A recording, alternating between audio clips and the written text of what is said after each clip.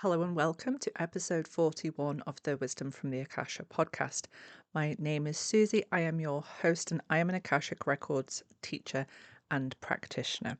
Just a reminder before we get into today's episode that I am hosting my next free Akashic Records workshop over on Zoom on the 8th of December. I would love to see you all there. I will pop the link in the show notes for you to register. It's a great opportunity for you to come and meet me on a live call to ask all of your questions about the Akashic Records and, of course, to hear more about the work that I do. For today's episode, I wanted to share with you some tips in respect of choosing spiritual teachers. Now, I will caveat this with these are tips from me, these are my personal opinion and my personal perspective. And this is how I will choose. These are the things that I will consider when I am choosing spiritual teachers, whether that's for a specific topic, a specific system, practice, whatever that may be. We're all learning from each other and from teachers who have gone before us. And there are some amazing spiritual teachers out there. I have had a variety of different spiritual teachers and influencers throughout my own journey from a whole host of different backgrounds, paths, and practices. But there are some things that I look out for, and today I wanted to share these with you in the hope that it will help you make good decisions for yourself when you are choosing to train with people or to learn from people, because I know that there is so much information out there, so many different explanations for things. It can be quite overwhelming. People can get very exhausted. So I thought by sharing these tips with you, it might help you navigate your way through as to what is right for you. Never forget that the paths and practices that you are drawn to is no mistake. Oftentimes, when I look into people's Akashic records, we will find that they have been very heavily involved with certain paths and certain practices. And when they feel drawn to it in this lifetime and they start connecting to those paths and practices, they essentially develop very, very quickly. What's actually happening is by them reconnecting to those paths and practices, it's awakening and activating within them where they have gotten to in respect of their development in their past lifetimes already. So when you feel called to a specific modality, a specific path, a practice, there will ultimately be a reason for that. So definitely do go with that. Tip number one, and these are in no specific order of preference, this is just various different things I consider, is can the teacher explain complex things simply? The reason for this is because what can happen is when someone is on their journey to becoming a teacher, they can come across different terms, different terminology, and not fully understand it. So you will see that they will throw out lots of what sound like very complex terms, but if you ask them about what that actually means, they can't drill it down into simple terms. I like to understand everything from a very basic level and then choose what I go deep into. So I like to understand the surface level, and if that teacher has explained that surface level to me and I want to go deeper into something, then I will do. And if that has been the case and the teacher has explained something to me very simply, that is the teacher who I will go with to go deep, because I don't think to myself, they've explained that really simply, they don't understand it. I think to myself, they've explained that really simply and it's quite a complex topic. They really understand it. Tip number two is the question, does this teacher have humility? Will this teacher say, I don't know? There are so many different paths, practices, concepts, traditions out there in the spiritual community. And what can sometimes happen if somebody is maybe suffering with a little bit of lack of self-confidence, imposter syndrome, they don't want to say that they don't know. One of the amazing things on the spiritual journey that you'll see the deeper you go into your spiritual journey is the more you think you know, the more you really don't know.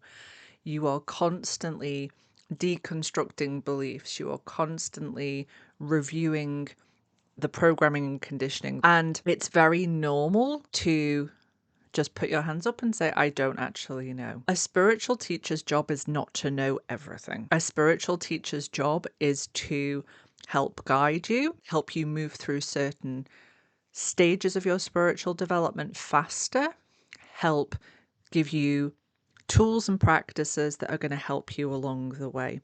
Certain spiritual teachers, like myself, will specialize in one particular topic. So I specialize in the Akashic Records and all the ways that the Akashic Records can help you on your own spiritual development journey. Does that mean that I know everything about Kabbalah, for example? No, I have a working understanding of Kabbalah. But do I teach Kabbalah? No.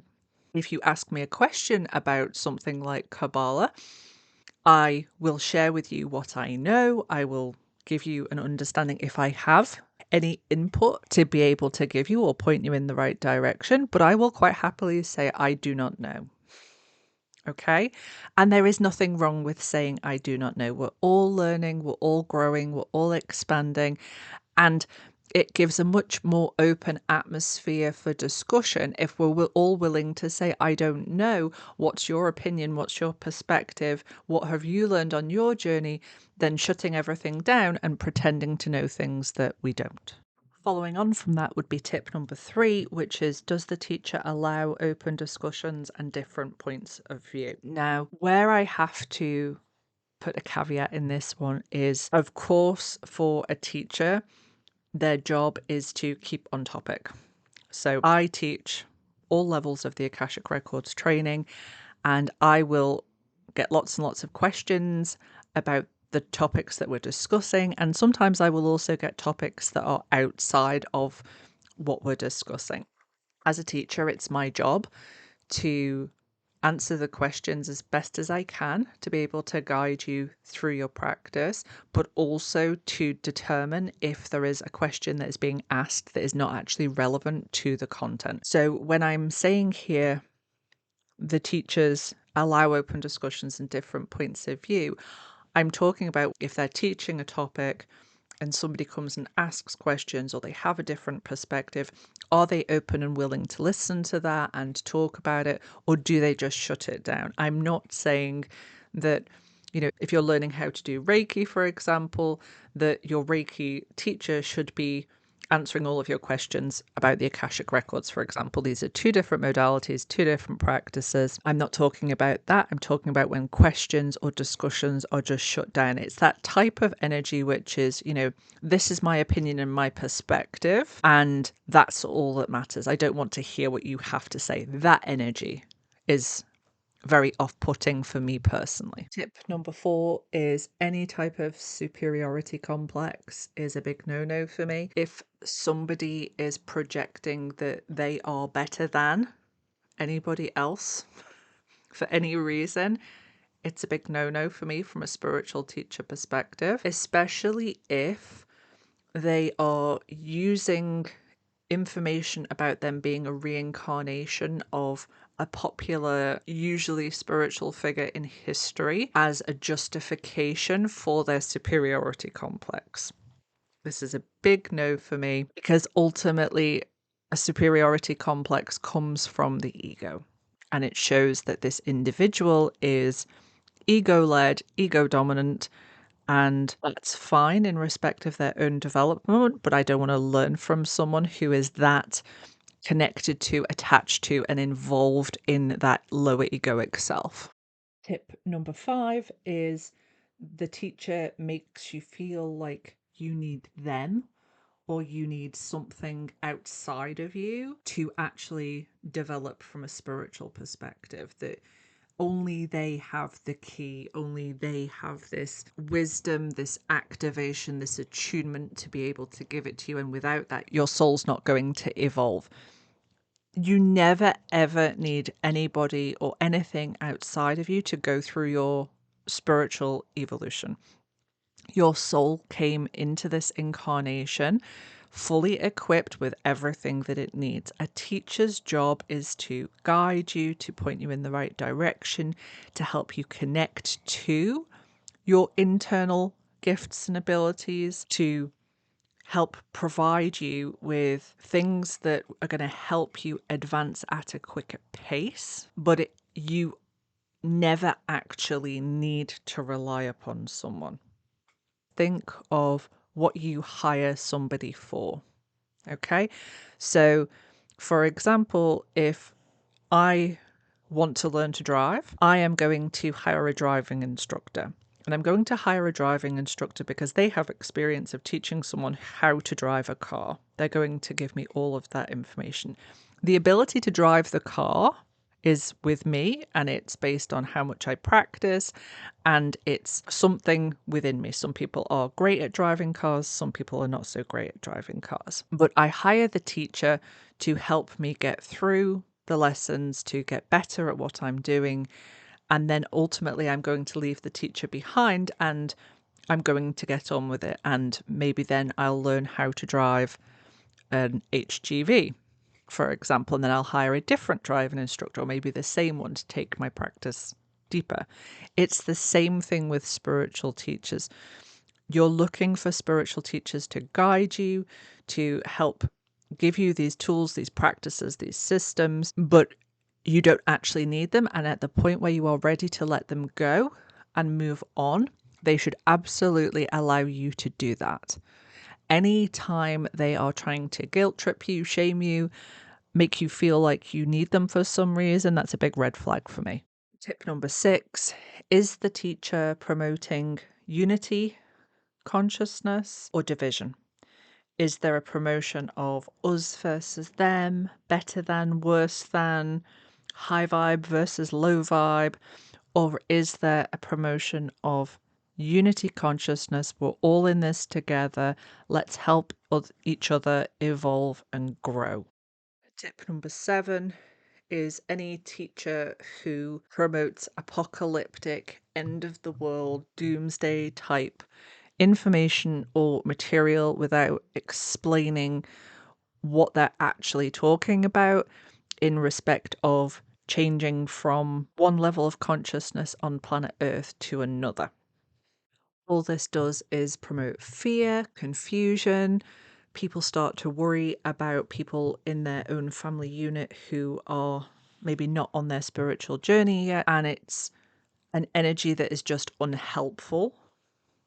Is there a process of Earth expanding, evolving, going into a higher level of consciousness? Absolutely.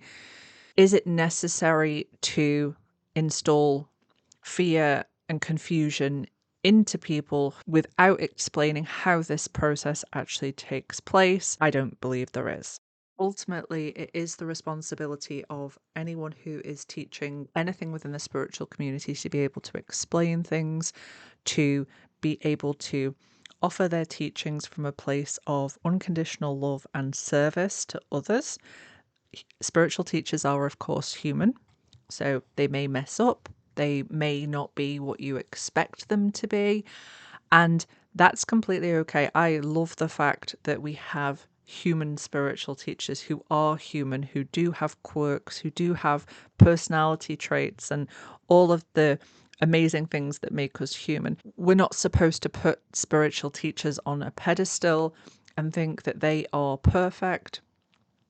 They are, in some instances, supposed to be a living example of what they do and where they're at in their level of consciousness. And in some instances, they're just supposed to teach specific paths, practices, and modalities. Most are both.